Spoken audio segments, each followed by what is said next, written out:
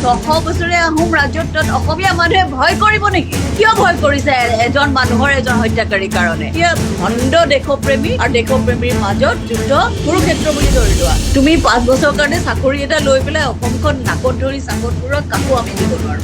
অটোক্ৰেচিত নাই, আমি ক'ত আছো? বিজেপি কাকো বিচাৰি নাপালে কেনেকে এজন চিৰিয়েল কিলাৰক কেণ্ডিডেটৰ কাৰণে তোমাৰ নমিনেশ্যন দিব পাৰে? নমস্কাৰ।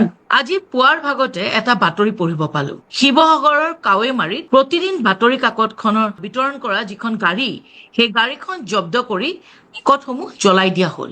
যোৱাকালি ছচিয়েল মিডিয়াত এটা বিশেষ ইছ্যুৱে খুব বেছি চৰ্চা লাভ কৰিছিল। সেয়া হ'ল সাংবাদিক কমলা শইকীয়াৰ হত্যাকাণ্ড। যোৱা 35 বছৰৰ আগত হোৱা সেই হত্যাকাণ্ডৰ ন্যায় আজিও কমলা শইকীয়াৰ পৰিয়ালে নাপালে। আজি কমলা শইকীয়াৰ জীয়ৰী ডক্টৰ আকাশী তৰা মোৰ লগত আছে। আকাশী বা, আপোনাক আমাৰ অনুষ্ঠানলৈ স্বাগতম জনাইছো। বা, যোৱা 35টা বছৰৰ আগত আপোনাৰ দেউতাক হত্যা কৰা গৈছিল। তেওঁ এজন সাংবাদিক আছিল, নিৰ্ভীক সাংবাদিক আছিল। 1991 চনত এই ঘটনাটো হৈছিল। অকনমান আপুনি সেই পাছৰ কথাখিনি আমাক ক'ব নেকি? কি হৈছিল, কেনেকে হত্যা কৰা হৈছিল তেওঁ? আজিৰ তাৰিখত কমলা শইকীয়া মোৰ দেউতাই নহয়, তেওঁ মোৰ কাৰণে এই আন্দোলনত জঁপিয়াই পৰা নাছিলে। তেওঁ মোৰ কাৰণে তেওঁ সদায় দেশহিতৈষী এজন সাহসী যোদ্ধা। তেওঁ, মই অকমান আগলৈ কৈছো, তেওঁ JB কলেজৰ GS আছিলে। সেইটো সময়ত তৰুণ গগৈদেৱ তেখেতলোকো আছিলে JB কলেজত। এজন ব্ৰিটিছক জাতীয় পতাকা পেলোৱাৰ কাৰণে তেওঁ পূৰ্ণহতীয়া চৰ দিয়াৰ কাৰণে তেওঁ চেলত থাকিব লগা হৈছিলে। সেইটো দুৰ্দান্ত দেশপ্ৰেমিক এজন মানুহ। স্বাধীনতাৰ পিছত তেওঁ প্ৰজা ছচিয়েলিষ্ট পাৰ্টিত থাকিলে। বিমলা প্ৰসাদ চলিহাই তেওঁক জইন কংগ্ৰেছ বুলি কওঁতে জইন নকৰি সেইজন মানুহে এজন ভিজনেৰী। কমলা শইকীয়া এনেকুৱা এটা সত্তা, যিজনৰ কাৰণে ৰোমেন্স, যিজনৰ কাৰণে জীৱন, সকলোবিলাক কেৱল দেশ।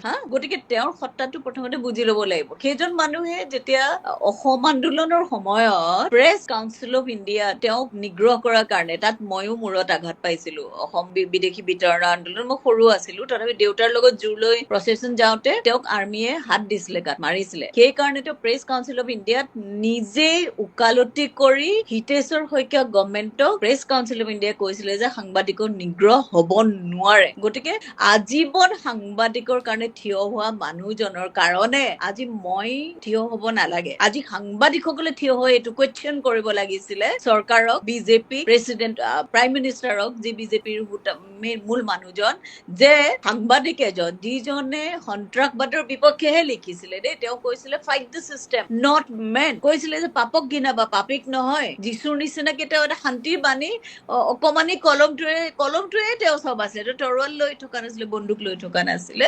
তেওঁ ঘৰৰ পৰা অপহৰণ কৰি হত্যা কৰা হয়।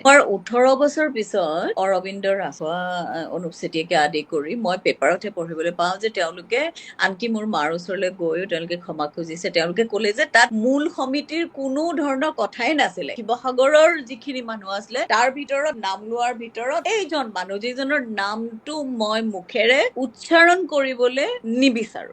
মই কৈছো যে যিজন কমলা শইকীয়াৰ হত্যাকাৰী, তেওঁ মূল অভিযুক্ত আছিল। বিজেপিয়ে যোনজন ব্যক্তিক বৰ্তমান শিৱসাগৰ বিধানসভাৰ পৰা টিকেট দিছে, তেওঁৰ নাম হ'ল কুশল দুৱৰী। মই ঠিকে কৈছো নে?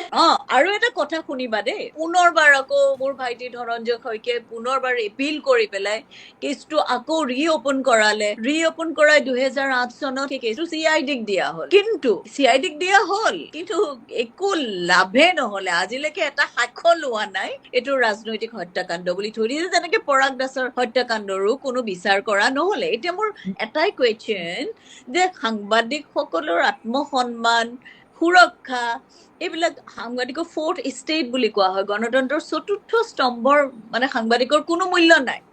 আজিৰ তাৰিখত কি হৈ আছে শিৱসাগৰ, যিখন শিৱসাগৰত আহোমৰ 600 বছৰীয়া ৰাজত্বৰ ৰংপুৰ ৰাজধানী, যিখন শিৱসাগৰৰ পৰা কমলা শইকীয়া, বীৰেন বৰকটকী, পৰাগধৰ চলিহাৰ নিচিনা দিগ্গজ মানুহে প্ৰতিনিধিত্ব কৰিছে। শিৱসাগৰত এই 30 বছৰ 35 বছৰে কি এজন পঢ়া শুনা কৰা ভাল মানুহ নোলালে? বিজেপি কাকো বিচাৰি নাপালে? শিৱসাগৰতো থাউৰা নহয়, থাউৰা সমষ্টিৰ মানুহে নৰখাদক বুলি এজন ল'ৰাই, অকমানি ল'ৰাই, তাৰ সৰু কালৰ মেমৰি এটা লিখিছে, নৰখাদক বুলি লিখিছে। কণমানিৰ পৰা ভীতিগ্ৰস্ত কৰি কেনেকে মানুহক, এইখন কি ইউপি নেকি? এইখন কি হয়? কি হৈছে? মানে ক্ষমতাৰ এনেকুৱা হ'ব নোৱাৰে। ক্ষমতাৰ সমীকৰণটোত গণতন্ত্ৰ বোলা এটা বস্তু আছে। আমিতো অট'ক্ৰেচিত নাই, আমি ক'ত আছো? আজি এতিয়া শুনিছো কিবা পেপাৰ জ্বলাইছে, কেনেকে এজন মানুহে এটা চিষ্টেমত এজন মানুহে কেনেকে 30-35 বছৰ ইমান ভয় খুৱাব পাৰে। মানুহ মাতি আনি, মই শুনামতে জীপত লাও খোলা থৈ দিয়ে। এই ল'ৰাজনৰ কথাখিনি পঢ়ি মোৰ চকু পানী ওলাইছে। মই ৰাতি শুব পৰা নাই, মই শুৱা নাই এই দুদিন।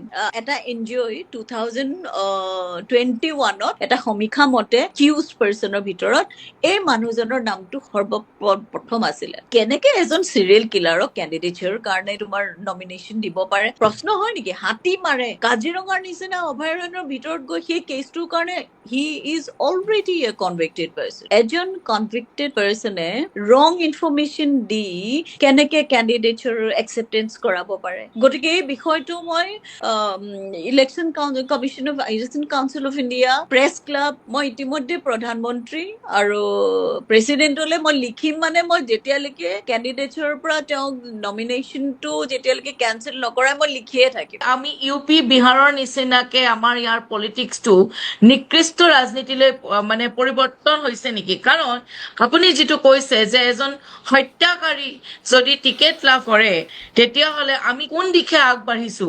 অসমীয়া মানুহে ভয় কৰে নেকি? 600 বছৰীয়া আহোম ৰাজত্বত অসমীয়া মানুহে ভয় কৰিব নেকি? কিয় ভয় কৰিছে এজন মানুহৰ, এজন হত্যাকাৰীৰ কাৰণে? শিৱসাগৰৰ মানুহ হাওৰাৰ মানুহ নহয়। মই খাঁটি অসমীয়া, খাঁটি দেশপ্ৰেমিক হয়। শিৱসাগৰ ৰাইজক মই এপিল কৰিছো, এটা ভোট যাতে নিদিয়ে। হ'বই নোৱাৰে এইটো। আফ্ৰিদা, তুমি শিৱসাগৰৰ ছোৱালী, মোৰ ককা শংকৰ বৰুৱা গোটেই জীৱনটো মোৰ গোটেই পৰিয়ালে কেৱল দেশৰ কাৰণে কৰিছে। আজি এতিয়া দেশ বনাম, ভণ্ড দেশপ্ৰেমী আৰু দেশপ্ৰেমীৰ মাজত এই যিখন যুদ্ধ, এই যুদ্ধ এইখন যুদ্ধই হৈ গৈছে। আৰু কুৰুক্ষেত্ৰ বুলি ধৰি লোৱা, এই কুৰুক্ষেত্ৰত জিকিব লাগিব। আৰু মোক প্ৰতিজন সাংবাদিকক এপিল কৰিছো, আপোনালোকৰ এতিয়া এইটো সময় আছে যে এইটো সময় আছে যে তেওঁলোকে নিজৰ সন্মানৰ কথা ভাবক। আত্মসন্মান, সুৰক্ষা, এই প্ৰশ্নবিলাক আকৌ এবাৰ উঠাওক।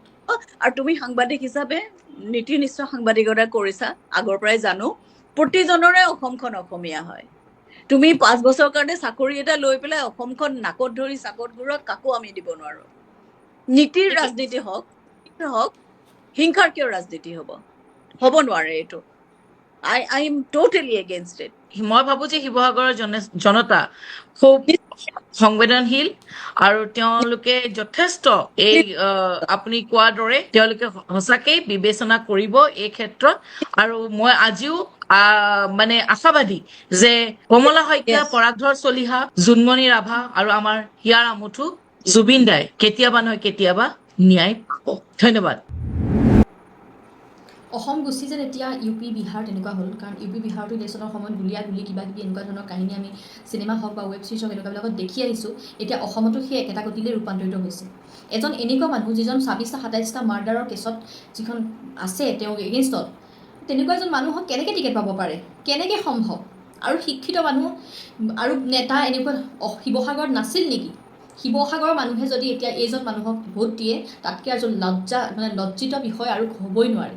তেতিয়াহ'লে শিৱসাগৰবাসীও নিৰ্লজ্জ হ'ব লাগিব যে যদি এইজন মানুহ কেনেবাকৈ জিকে বা এইজন মানুহ ভোট পায়।